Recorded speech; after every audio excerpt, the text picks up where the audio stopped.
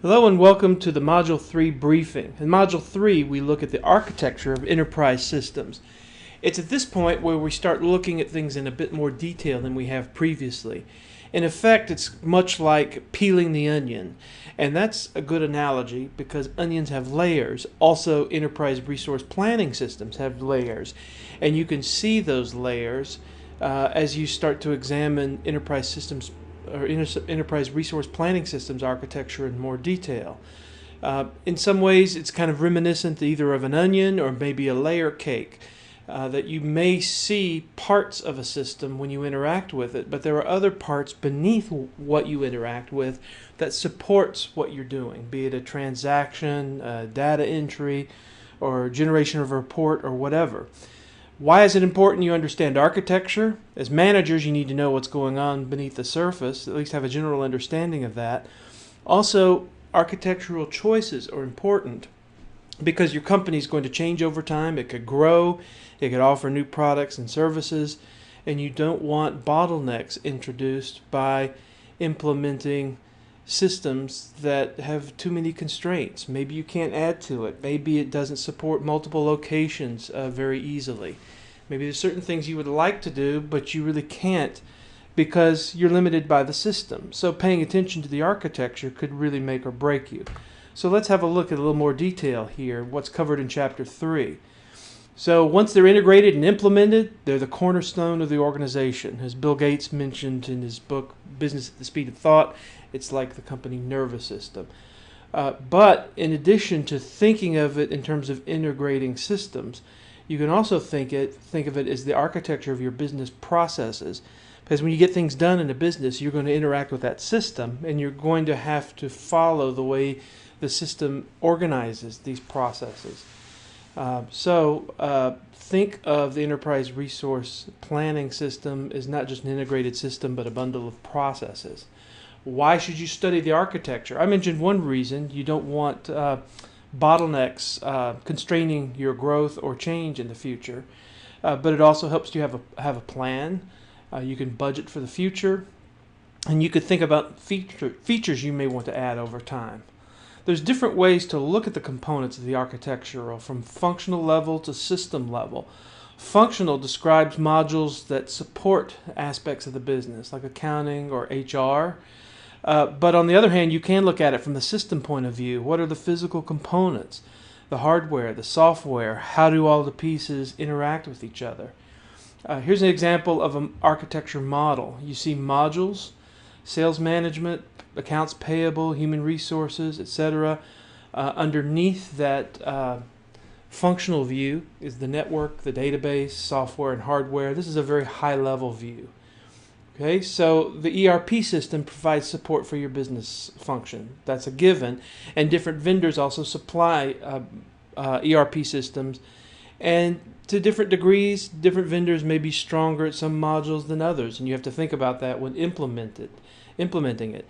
Another thing I should mention, that if you want to improve the way your company operates and does business, keep in mind that ERP vendors work with a number of different businesses, and so they become aware of best practices in terms of how processes are carried out in a company, and often those best practices are implemented in ERP software. So if you buy into an ERP system, that is one way, a packaged way to upgrade your processes or improve your processes, because the ERP software usually embeds best practices.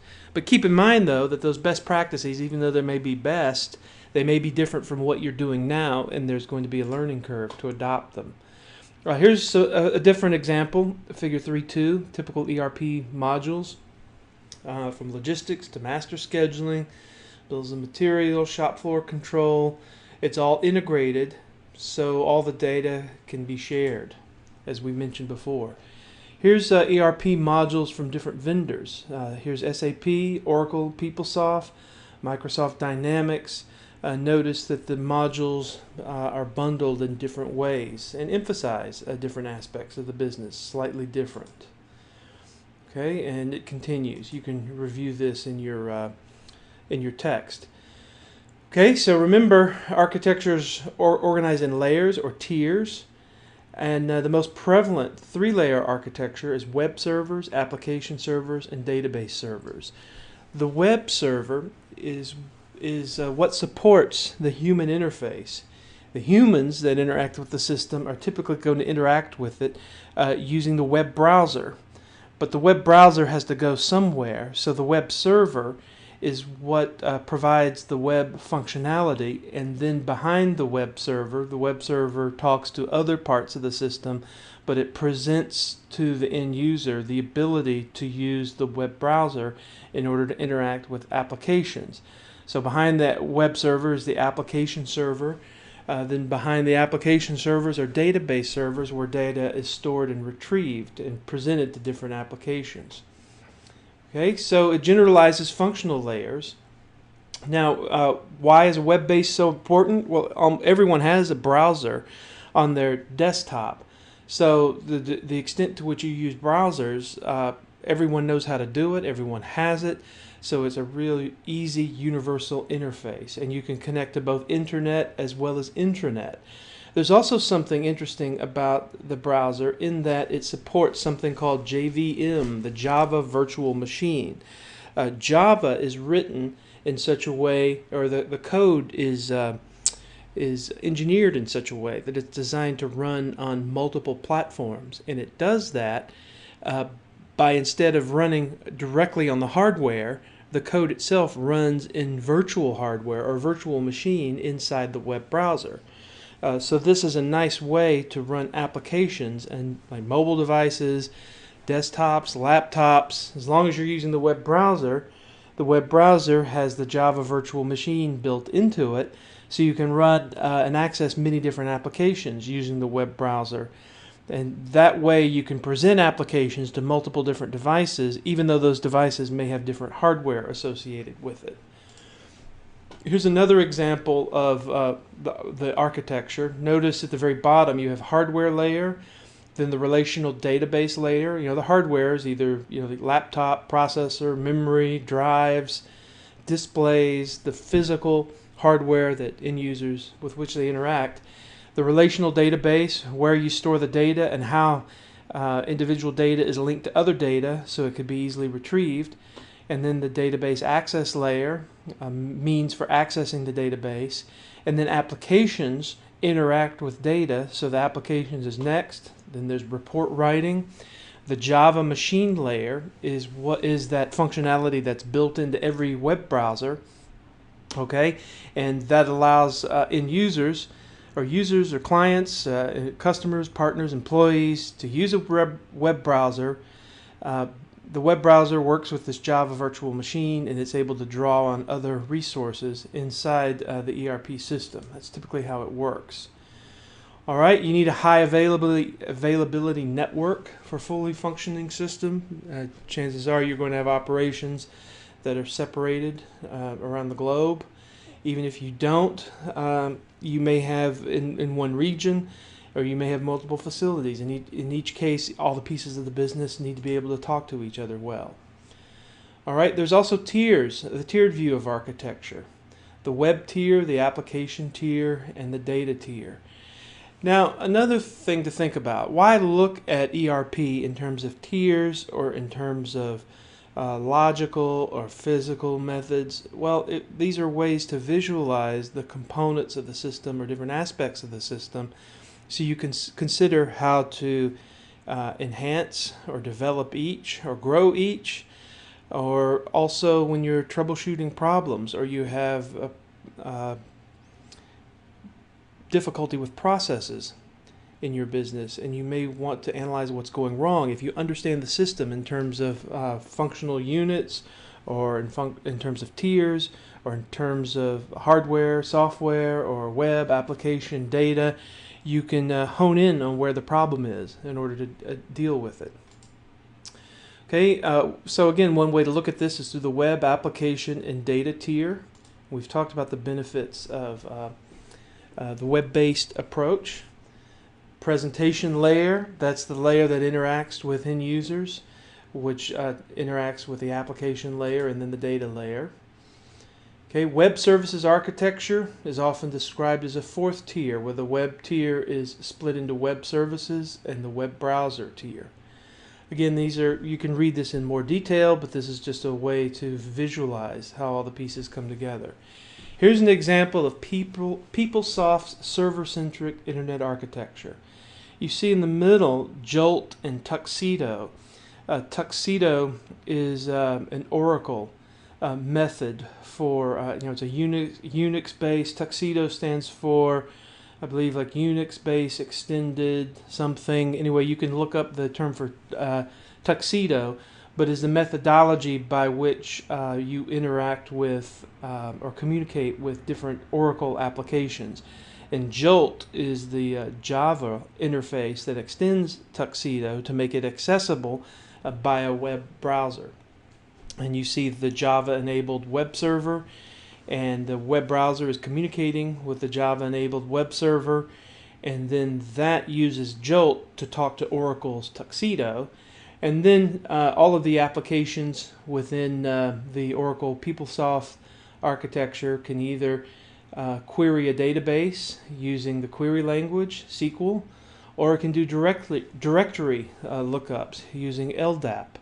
So here you have a core Oracle series of applications with Tuxedo that allows interaction with all of these applications and communication in and out. You extend that by allowing it to interact with the web browser by means of the Java web server, and then humans could actually interact with it.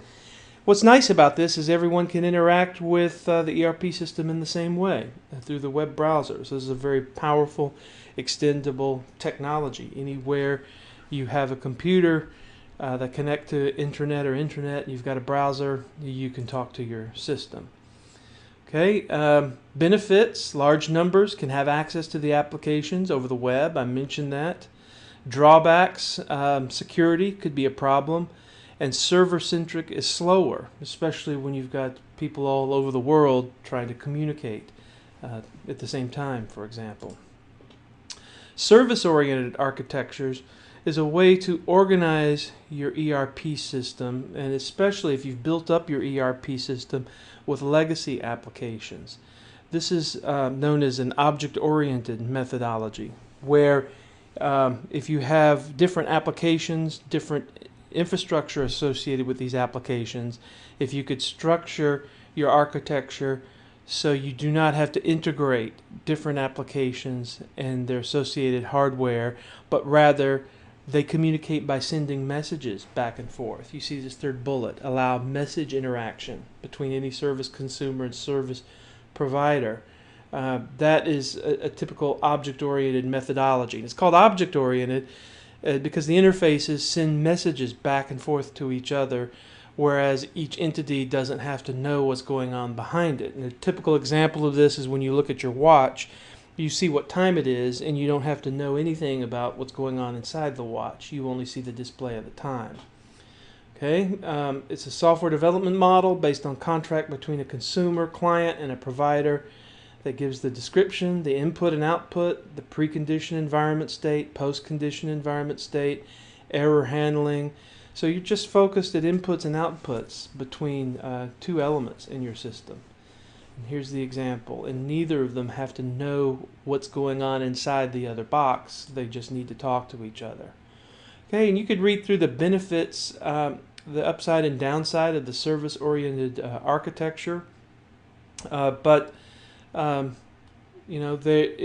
a common approach that has to be undertaken, especially when you've built up your company through acquisitions and you have legacy systems. Okay, and here's just a lengthy list in Chapter 3, which you should read to look at the benefits. What are the business value benefits? Increases the ability to meet customer demands more quickly. Notice this fourth bullet. As I mentioned, if you've built up your infrastructure through legacy mergers and acquisitions, you may have existing investments in technology that you may want to use, and you want to avoid custom development. Then finally, cloud architecture. This is where you don't build your own ERP system at all. You just interact with an ERP system by use of the cloud. Maybe you can just rent time on it. It's a software service provided over the internet. I think we've already discussed that briefly. So you don't have to purchase, install, or maintain your applications, but it could be risky because you're really relying on everyone else or someone else for everything in your business. And if the ERP system is the backbone of your business, do you really want to risk everything on a cloud solution? You better be certain that your provider can really do it.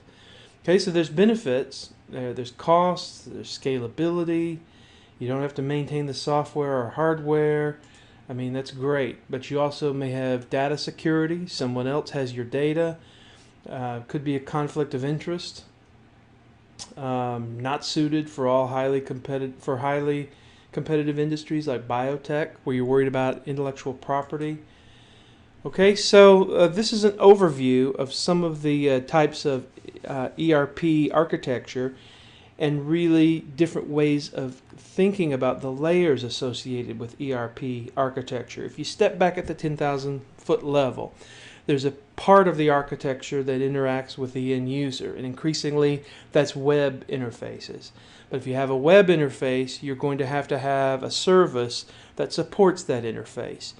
And as we've seen in the case of this PeopleSoft diagram, it's a Java-enabled web server. And that's nice because all web browsers have Java embedded in it. Java code is designed to run in a web browser in a virtual machine. And why a virtual machine? Because Java was designed for multiple hardware platforms. So if it thinks it's running on hardware it's familiar with, it runs fine. And it does that because, in essence, the web browser virtual machine makes the Java think it's running on its own hardware when it's really not. So it separates the running of the program from the underlying hardware. And that's nice because everyone has a PC, everyone has a web browser. You can access applications using Java.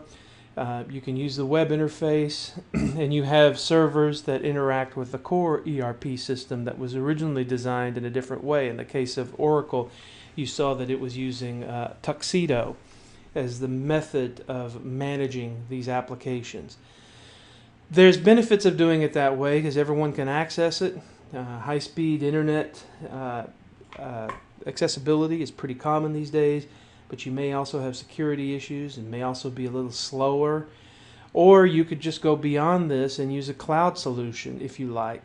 Or we also mentioned service-oriented architecture, which is attempts to take existing infrastructure and turn it into black boxes that communicate with each other in a standard way, so you can maximize your existing use of investment.